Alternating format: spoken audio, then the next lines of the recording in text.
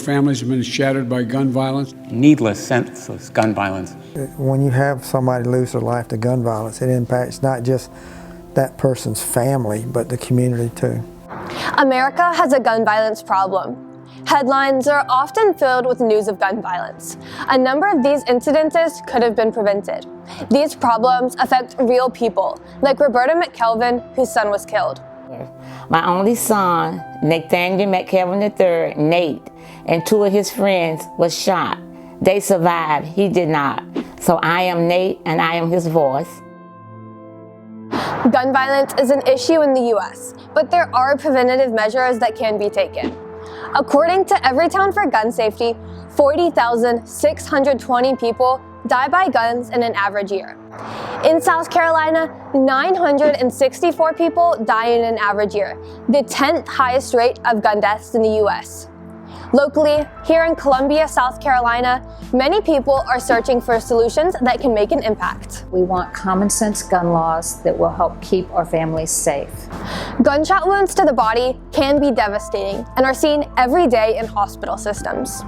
We see gunshot wounds here at Prisma Health Richland on average nearly every day of the year, and that's a really staggering statistic. Trauma surgeons are seeing the effects. You have a rifle that dispenses a missile, and when it hits its target, which unfortunately, if it's human flesh, it's going to create a channel or a wound channel through the body, and whatever comes in that path, it's going to damage. Gun violence is a complicated issue.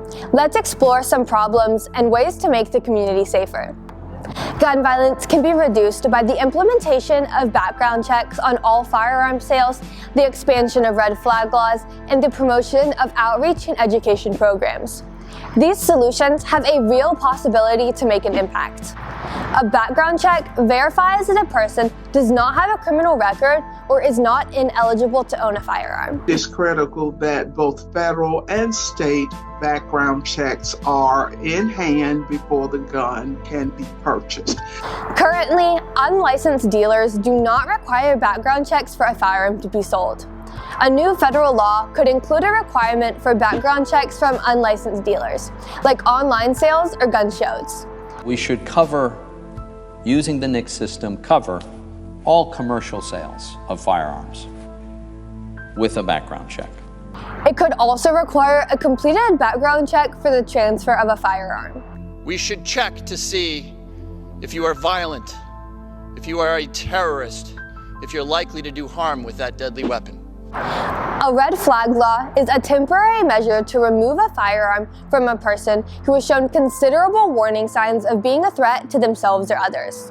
Temporarily taking away weapons will allow people to, either one, if they're suicidal, get the help that they need so that they do not try to die by suicide, and two, if they're thinking about harming someone else, it takes that ability away if they don't have those weapons.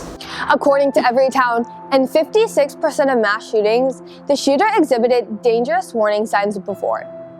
In these cases, extreme risk protection orders could be used to get the firearm temporarily out of the shooter's possession before a shooting could occur.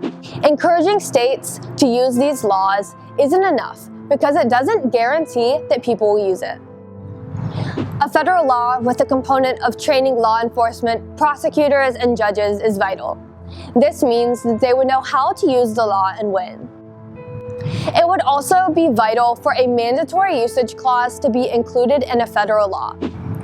In New York, where the use of red flag laws was required, state police reported a more than 93% increase in applications. Outreach and education is an important factor in preventing gun violence. By supporting these efforts, the number of gun deaths and incidences can be reduced. Safe storage requirements are one possibility to make a difference in firearm incidences. According to a nationwide study, 89.6% of suicidal acts with a firearm resulted in death. A study shows that the time between the thought of suicide and the action are short. Creating time between the person and the action is important. Important to have some time and space between the thought of suicide and access to firearm. In absence of these requirements, groups are working to make a difference. Two notable education initiatives are Be Smart and Project Child Safe. Both organizations talk about the importance of securing firearms and offer free gun locks, as well as the promotion of other safe storage methods, like gun safes and lockboxes. Be Smart has a local chapter right here in the Midlands of South Carolina. They work to educate the local community on secure gun storage. While prominent gun manufacturers and gun organizations promote secure gun storage, they do not support a law requiring it.